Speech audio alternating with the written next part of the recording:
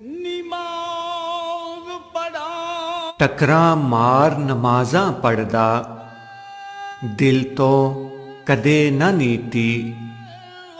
मूहों नेकी नेकी जपदा, अमलों कुछ न कीती।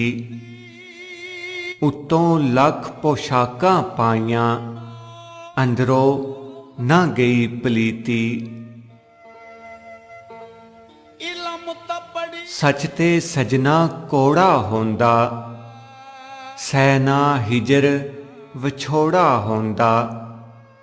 नाल दियां दी खबर जे होंदी, रिज़्क कदी ना थोड़ा होंदा।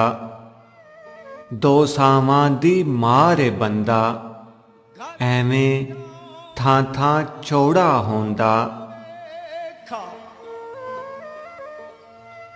सारी खेड मुकदरां दी, ते सारे रोले बख्तां दे। मिट्टी दे विच रुल जांदे ने, वारिस ताजां तख्तां दे।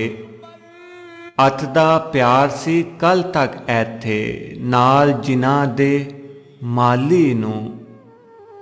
अज ने बालन चुल्हे दा, वो सुक्के टैन दरख्तां दे।